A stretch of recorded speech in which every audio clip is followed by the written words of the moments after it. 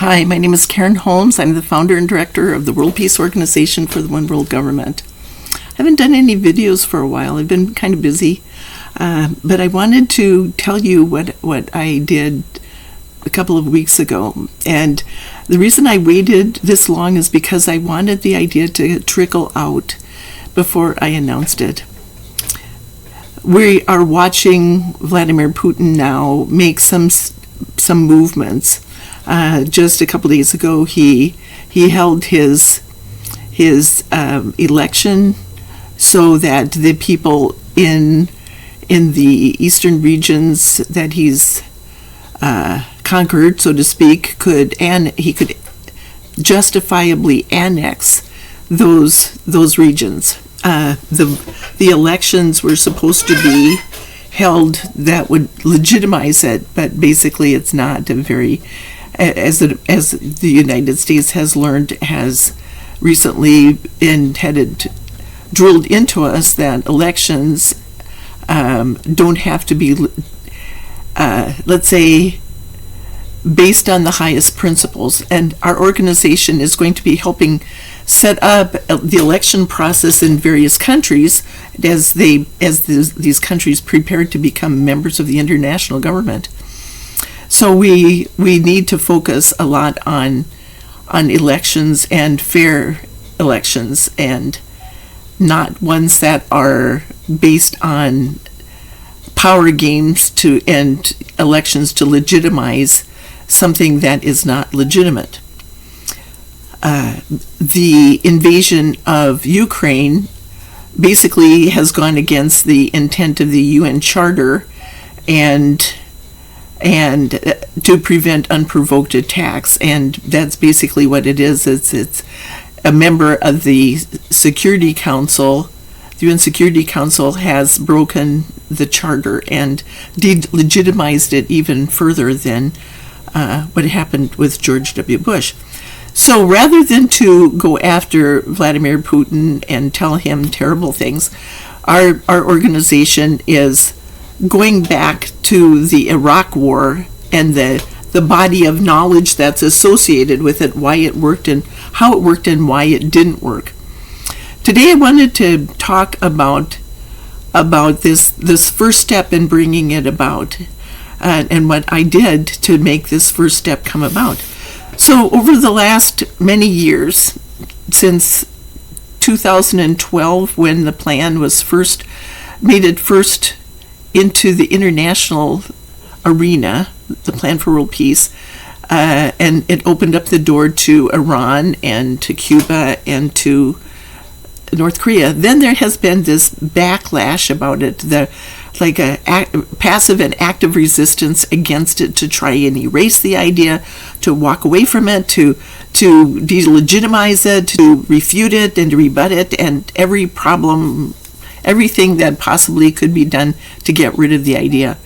But we're at a crossroads and we have three choices. So one of them is to continue on the way we are with the failed policies that are not solving problems because they don't address the root cause of the problem. And our organization has 60 U.S. failed policies that we're going to be addressing. 60 failed policies on all these different countries and why they're in crisis. So you can say that because we're kind of the big brother country of all the other countries, the superpower, so to speak, we're responsible for what we do with our policies. And if China and Russia want to become the next superpowers, what are they going to be doing? What kind of failed policies are they going to be forcing along on the rest of the world? Then the other thing is to devolve into, we can rely on the existing structure that isn't working. We can devolve into a nuclear war, a global war, and we're getting closer to that all the time. People are talking about Russia and threatening a nuclear war again. So Donald Trump and his failed maximum pressure policy against North Korea and everybody else pushed the world to the United States, particularly, to the brink of nuclear war. But now Russia is doing the same thing with his superpower weapons that he's developed that makes him unbeatable, so to speak. and then we can all work together. The third option that functions for and everyone's best interest is to do what's in everyone's best interest, to come up with an international structure. So now I'm going to go and I'm going to talk about a little bit about technology and the principles of technology that and I've talked about this before. The pure principles of pure technology are to come up with a plan, a solution to a problem, and then the application of that with addressing the root cause of the problem. If field policy doesn't work, what will work? And that is to come up with a plan that solves the problems. And technology can be considered coming up with a plan that solves problems. You don't want, but then technology, it creates a sense of duality when you do that. And the duality is that it solves the problems, but can it be used as a weapon?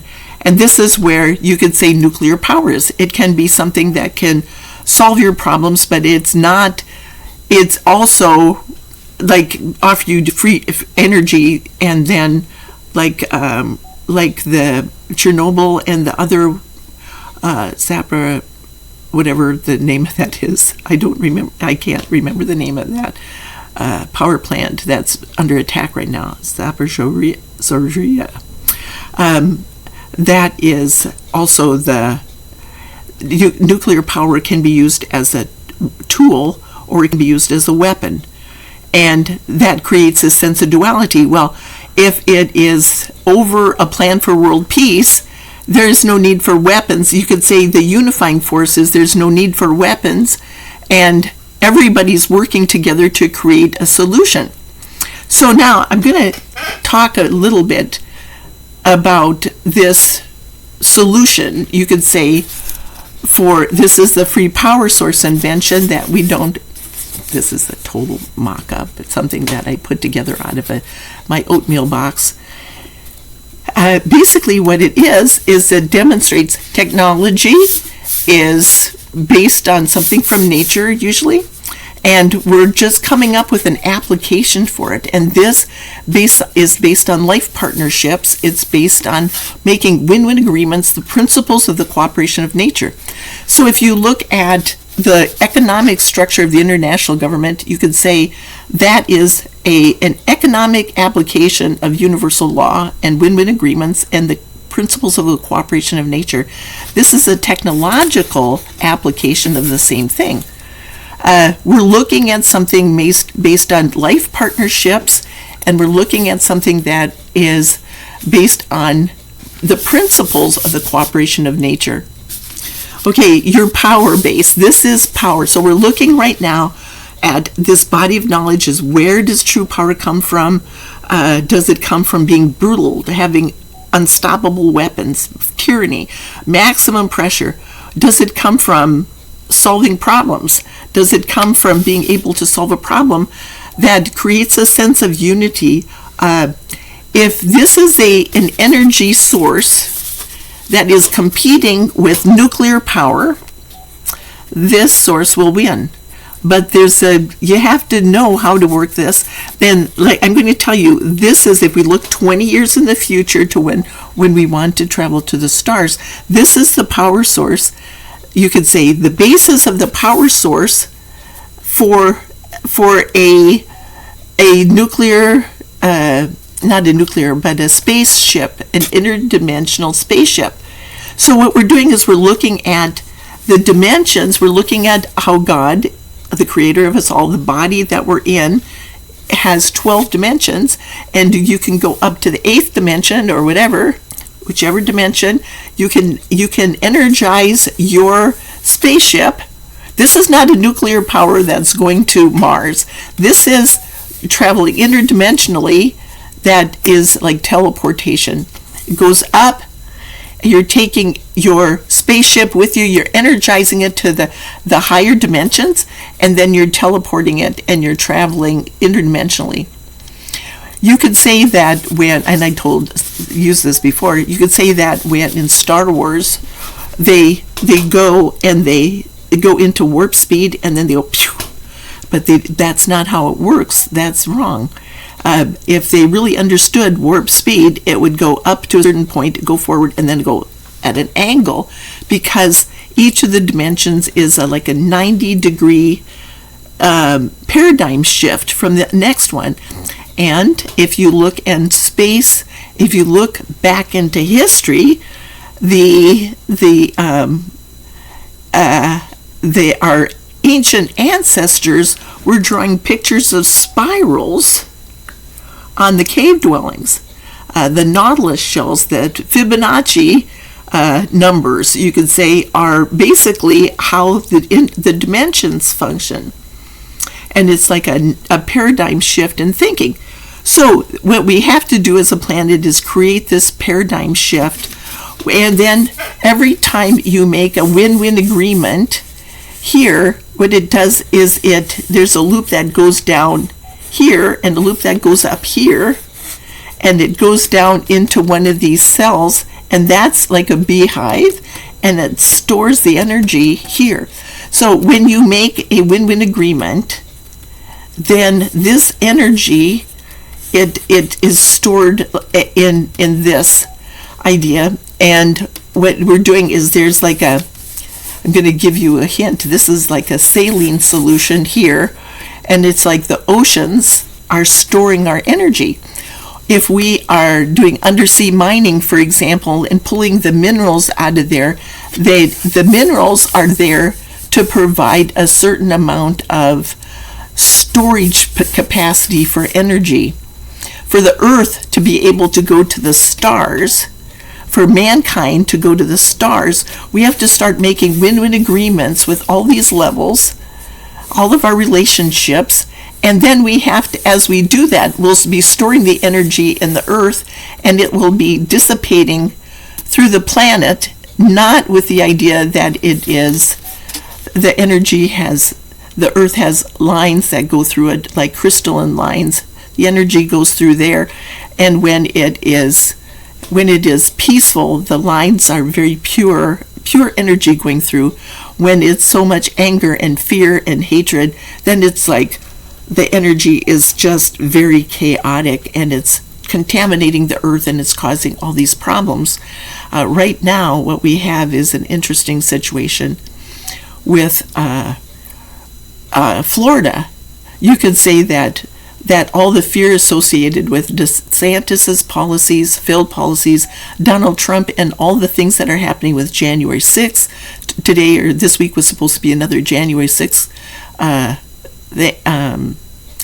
hearing and televised for everyone to see, and all the evidence. So these things create a lot of fear amongst his supporters. And when a lot of people are thinking we have to do something but that we don't know what to do, we have to do something but we don't know what to do, we have to do something but we don't know what to do, create circular thinking patterns. The election is coming up in just a few weeks, and the midterms, and then we're in circular thinking patterns. And so that low frequency is why that energy ley line, you could say the line that goes from, say, Africa, and then the energy there comes up, and then it hits the United States. It's a low energy place, and it's like the low energy pulls that to that area.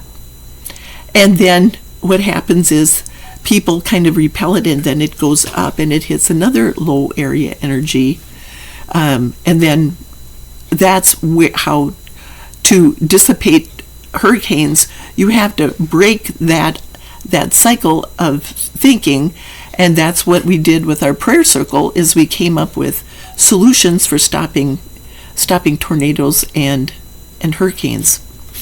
That's one of the things we're going to be doing, is coming up with solutions with our root cause cards, because if they're trying to like seed the clouds and things like that, a lot of that the scientists don't know what the root cause of tornadoes and hurricanes are right now.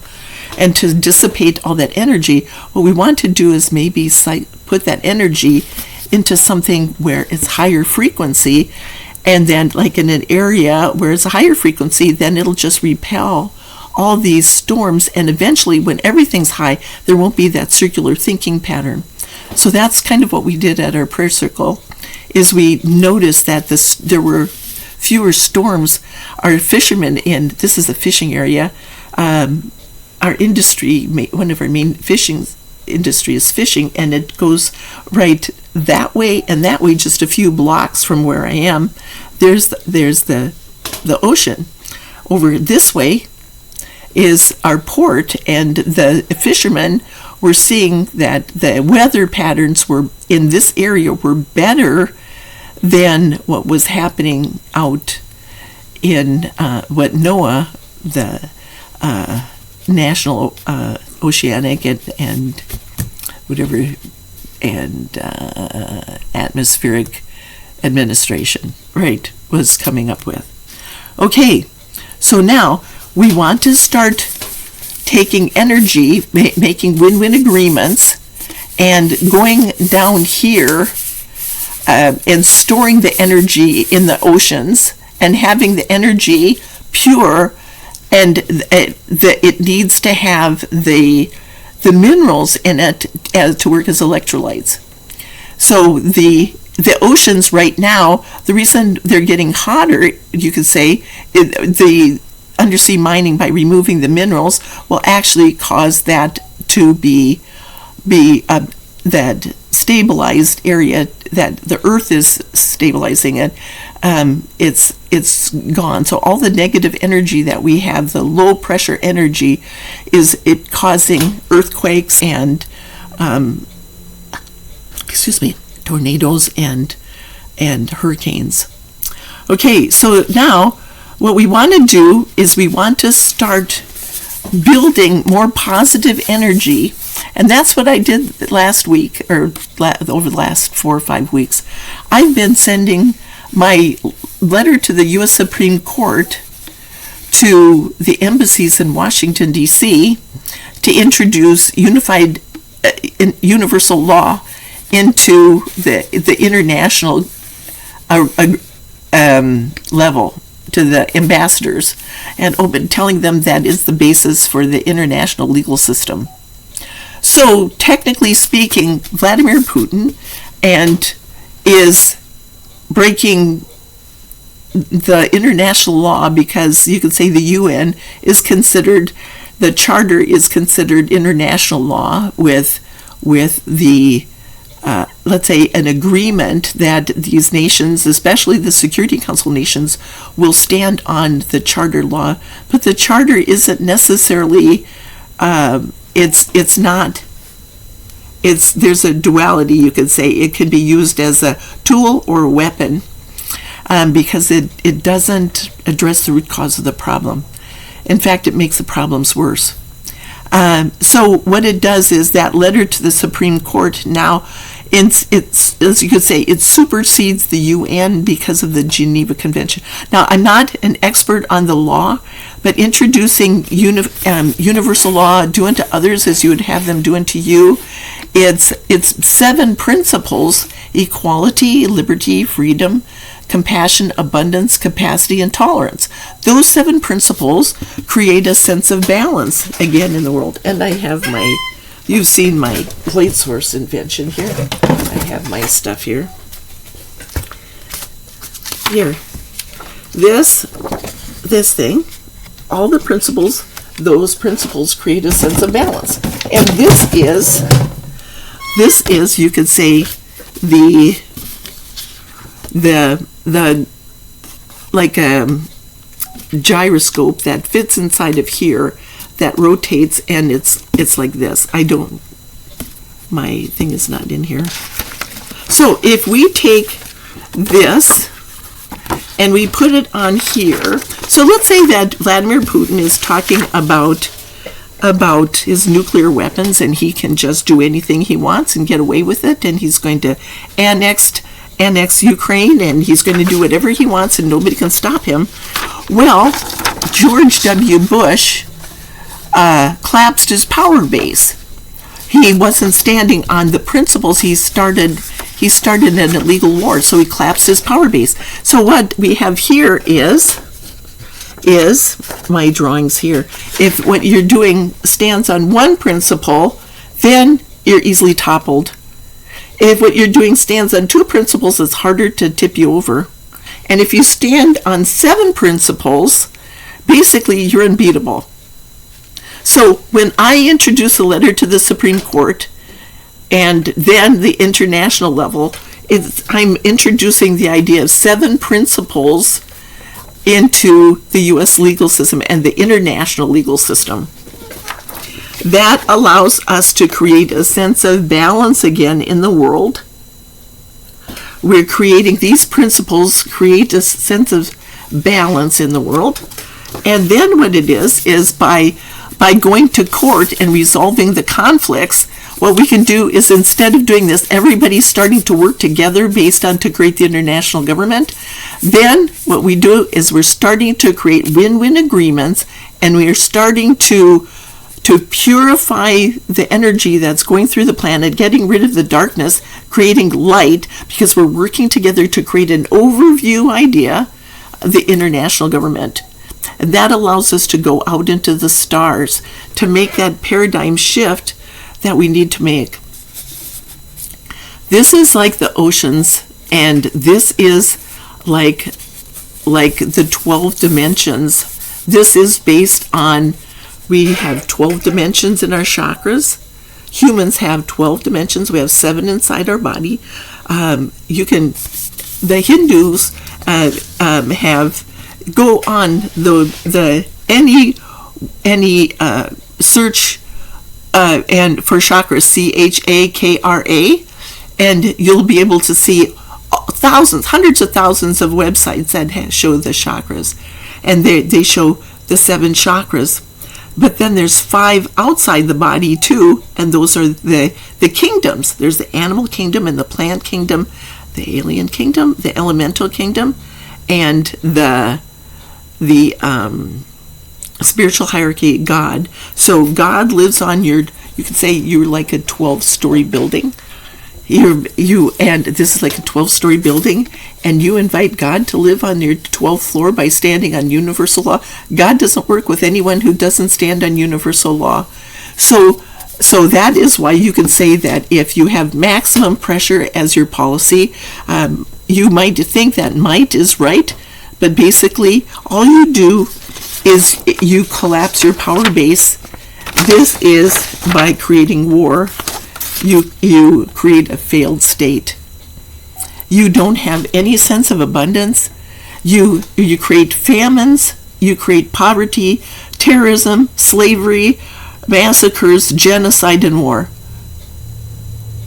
So they're talking about, in Ukraine, they're finding bodies that have been tortured, mutilated, and that's, you could say, they're talking about genocide in several different places around the world. In fact, genocides happen.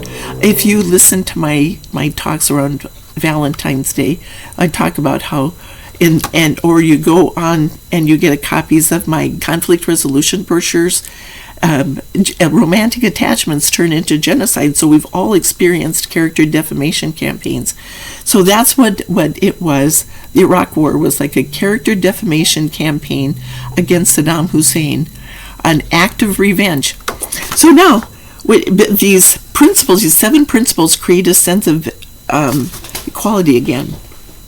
So if we are going to work together to start preparing ourselves, if we look 20 years in the future and we want to have world peace, we can make world peace in 20 years, and then we start to get rid of all these failed policies over the next 10 to 12 years.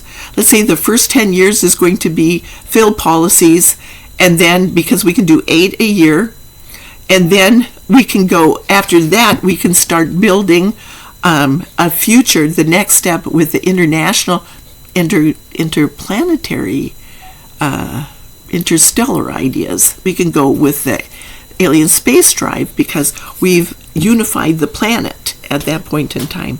We create the international government, we solve all these problems, and then we can start taking our next step to the stars without nuclear power, without sending anybody out into space on a one-way trip. That's not a good thing. So all we have to do is understand that what you're doing is not right. It's not based on what Trump is doing is not right. What Bush did was not right. What Putin is doing is not right. They're collapsing their power base. And if they had a full charge here that, let's say, everybody was in agreement with it, and then all of a sudden they realized that there was a major problem with it, like the UN. You can say that everybody has been in agreement with UN. Yeah, go. People are so proud of that. And then everybody's a signatory of it, or most everybody is. And then all of a sudden it's like the charter is not working. It's not solving problems. So we have to come up with something now that does work. All right? So that's where we are right now. This is going to help us get off the ground. I introduced universal law onto the international level, and people are not going to stand on it, but what they're doing is they're collapsing their power base because they're not standing on those 7 principles of it. They're waging war. They're threatening war. They're doing all these things. What they're doing is not right. People are standing up and protesting. But for them to understand and be able to protest, you have to have something. Nobody will listen to you unless you can offer a plan that benefits everyone, and that's what this is.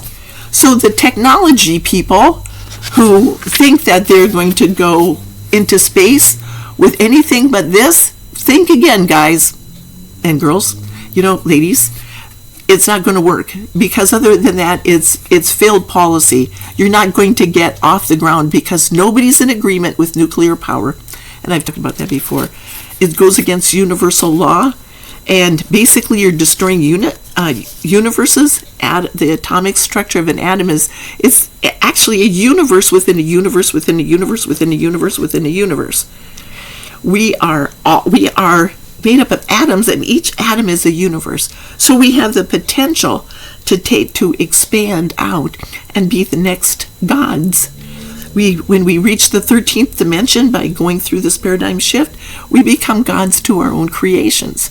And that's where we are now, we're starting to learn how to become gods to our own creations because of standing on universal law.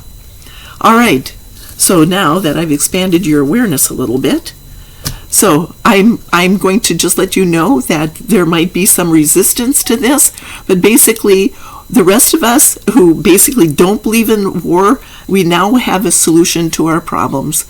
We can take technology. There's going to be a battle over the plan for technology because of this. So just be ready for that. Okay. So because everything that I do has a lot of resistance, and that's what the topic of my new book is. I've been working on a book. That's one of the other things I've been working on. So that's all I have to say for today. I ask that you like, share, and subscribe, of course, and like this or share it or whatever. You know what to do. Okay, you know why you're watching this, and you know what you can do with this information. Okay, thank you for stopping by. Okay.